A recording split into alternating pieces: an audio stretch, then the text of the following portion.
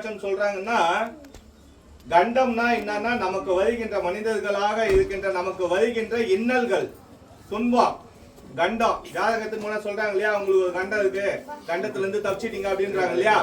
அதனால இந்த கண்ட உத்ராட்சம் நம்ம தரிக்கணும் அப்படின்னா பல ஜென்மம் புண்ணியம் பண்ணியிருக்கணும். அந்த புண்ணியம் உங்க ஊருக்கு சாமி மூலமா கிடைச்சிருக்கு.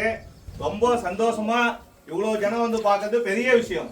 அதுவும் ஒவ்வொருத்தரும் ஒவ்வொரு கைங்கரியம் பண்ணியிருக்கீங்க. பிரசாதம், இந்த சாமி வந்து இன்னொரு மாசம் அவ்வளவு இவ்வளவு ஜனம் வந்து இவ்வளவு கைங்கரியம் பண்றீங்கன்னா பெரிய விஷயம். சாமியோட திருவருளே உங்களுக்கும் உங்க ஊர் பகுதி மக்களுக்கும் நிறைவா இருக்கணும்.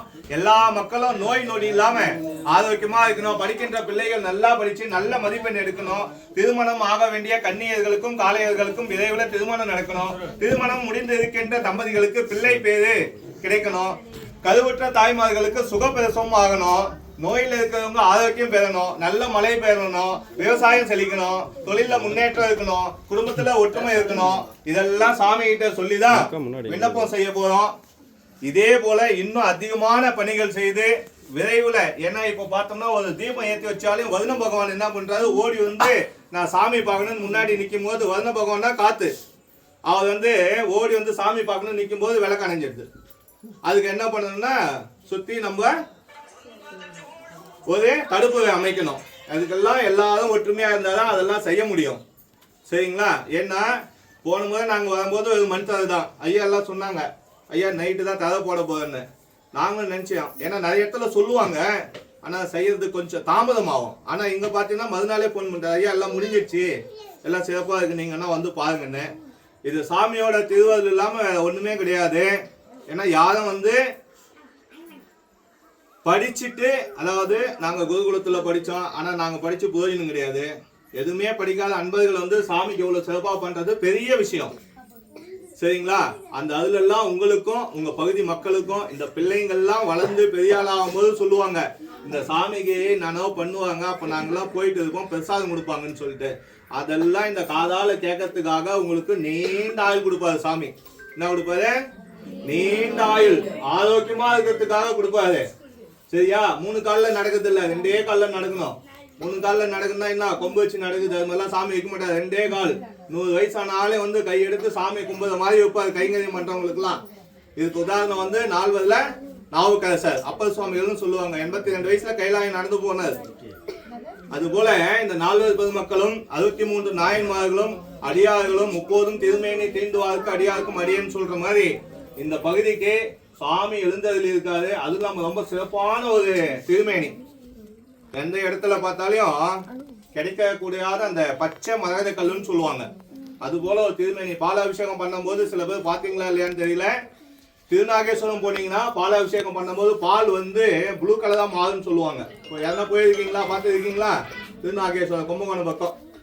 அதே இங்க வந்து பாலாபிஷேகம் பண்ணும்போது பாத்தீங்கன்னா மெல்லிய பச்சை நிறத்துல வருது. நிறைய பேர் பாத்தீங்கன்னா தெரிஞ்சிருக்கும். ஏன் இதெல்லாம் நடக்குது அப்படின்னா, நம்மளுடைய வினைகள் எல்லாம் சாமி போக்குவார். முன் பிறவில செய்த வினைகள் எல்லாம் சாமி போயிட்டு நல்ல வினை கொடுப்பாரு, நல்ல அருள் கொடுப்பாரு, நல்ல ஒரு வாழ்க்கையை கொடுக்கறதுக்காக தான் சாமி வந்திருக்காரு. விரைவில் இன்னும் மேலும் இந்த இடமானது காற்று உள்ள வராத மாதிரி இந்த பக்கம் வந்து போட்டோம். அதுக்கோசம் காற்றே வரக்கூடாதுன்னு சொல்லல. தீபம் ஏற்றி வச்சா இப்போ ஒரு யாருனாவது தம்பதியா வராங்க, சாமி எங்களுக்கு திருமணம் முடிஞ்சது, பிள்ளை பேர் வேணும்னு சொல்லிட்டு 2 தீபம் ஏற்றி வைப்பாங்க. முடிச்சுட்டு அப்படி போறதுக்குள்ள வருண பகவான் வந்து அனுப்பிச்சிட்டா அவங்க மனசு என்ன ஆகும்? கஷ்டமாயிடும். அதுக்காக தடுப்பு போட்டு வச்சோம்னா அதே தம்பதிகளை 2 தீபம் ஏற்றிட்டு அங்க போயிட்டு திரும்பி பார்த்தாங்கன்னா 2 தீபம் தெரியும் இல்லையா? அப்போ சாமி பார்ப்பாரு, அவங்களுக்கு விரைவில் ஒரு புத்திர பாக்கியம் கொடுக்கலாம் அப்படின்னு சொல்லிட்டு அடுத்த வருஷத்துக்குள்ள குழந்தைய கொடுத்துடுவாரு. அதுவும் சுகப்பிரசவமா கொடுப்பாரு. ரொம்ப சந்தோஷம் இல்லையா? அடுத்த வருஷம் அவங்க கையில குழந்தையோட வந்து இந்த இடத்துல நின்னா, இந்த இடத்துல தான் நாங்க வந்து வேண்டிட்டு போனோம், எங்களுக்கு சாமி கிடைச்சதுன்னா அது யார் சந்தோஷம்? இந்த பகுதியில் இருக்கிறவங்களுக்கு, உங்களுக்கு தான் சந்தோஷம். அதெல்லாம் ஏன்னா சாமி செய்வாரு, செய்யறதுக்காக தான் வந்திருக்காரு அப்படின்னு சொல்லிட்டு ரொம்ப நிறைவானது. சிவனுக்கு சேவை செய்யறவங்களாம் சாதாரண மக்கள்லாம் கிடையாது. சிவனுக்கு ஒரு தொண்டு, ஒரு பூவை எடுத்துன்னு வந்து சாமி கிட்ட வைக்கணும் அப்படின்னா சாதாரண மக்கள்னால முடியாது. அவருடைய அருள் இருக்கணும்.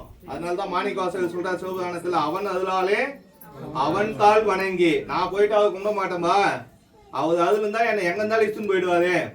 சொன்னாரு, ஜல்லி போட்டு இருந்தோம், ரொம்ப தாமதம் ஆயிடுச்சு, அவர் சொன்னாரு வேலை இருந்தது அப்படின்னு சொல்லிட்டு ஒவ்வொருத்தருக்கும் ஒவ்வொரு பணி இருந்தது. ஆனா இந்த இடத்துல பாத்தீங்கன்னா இவ்வளவு பேர் குழுமி இருக்குங்க. எதற்காக? சாமியோட அதுல ஐயா ஒருத்தர் சொன்னாரு, நான் எங்கேயோ போக வேண்டியது சாமி, ஏதோ ஒரு பணியைக்காக வந்தேன், பார்த்தா சாமி என்ன எங்க இட்டுன்னு வந்துட்டாரு அப்படின்னு சொல்லிட்டு. சாமி வந்து இட்டுன்னு வந்தாரு அப்படின்னா அதுல இருந்தா மட்டும்தான் வர முடியும். நானும் குடியாத்துல இருந்து வந்திருக்கேன். ஐயா போன் பண்ணாங்க, சாமி கொஞ்சம் வந்தீங்கன்னா நல்லா இருக்குன்னு. எங்க நான் பூஜை பண்ற இடத்துல வேற ஒருத்தர் விட்டுட்டு வந்துட்டோம். ஏன் அப்படின்னா சாமியோட திருவருள் அனைவருக்கும் தெரியணும். அனைவருக்கும் இந்த ஏன் பூமியில இருந்து வெளிப்பட்டாரு அப்படின்னு எல்லாருக்கும் தெரியணும். எதுக்காக வந்தாரு? எல்லாருடைய வேண்டுதலையும் நிறைவேற்றத்துக்காக வந்திருக்காரு. சும்மா ஏதோ வேலை வெட்டி இல்லாம அவர் வந்து உக்காந்துக்கல. சரியா? இன்னைக்கு பிரதோஷம் பாத்தீங்கன்னா எனக்கு முதல்ல இங்க வரும்போது அது மகாலிங்க ஐயா வீட்டுக்கு முன்னா குடும்பமே உக்காந்து பூ கட்டிருந்தது. எதுக்குன்னு கேட்டா சாமிக்கு இருந்தாங்க. ரொம்ப சந்தோஷம்.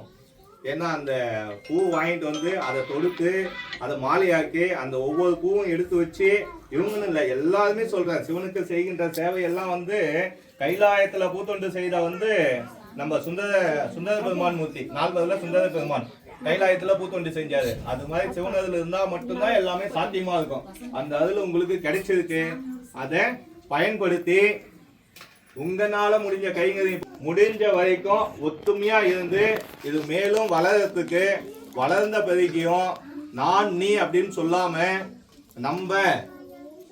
நம்ம எல்லாரும் சேர்ந்து, ஏன்னா இவர் மட்டும்தான் செஞ்சாரு இவர் செஞ்சாரு அவர் செஞ்சாருலாம் கிடையாது, எல்லாரும் ஒன்னா சேர்ந்து பெருசா வளர்த்து விட்டுட்டு என் பணி என் கடன் பணி செய்து கிடப்பதே, நான் வேலை செய்யறதுக்கு தான் வந்திருக்கேன், நான் வந்து இங்க அதிகார மன்னத்துக்கு வரல அப்படின்னு சொல்லிட்டு சாமியோட திருவடியில விழுந்து வணங்கிட்டு போயிட்டே இருந்தா எந்த இதுவுமே கிடையாது, சீக்கிரமா வளர்ந்துடும்.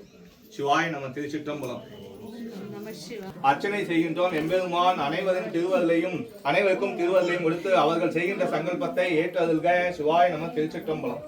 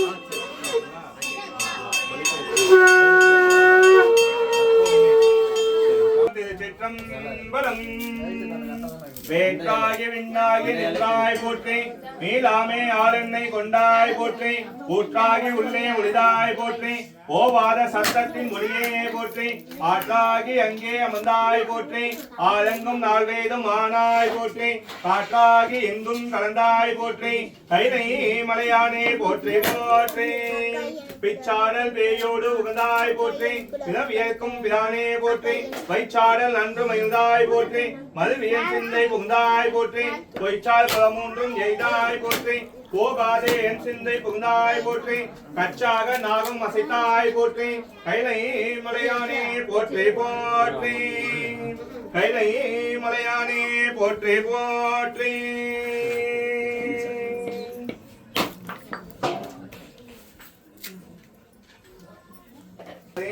வாடி கொடுதன தடி வழிபடும் அவரிட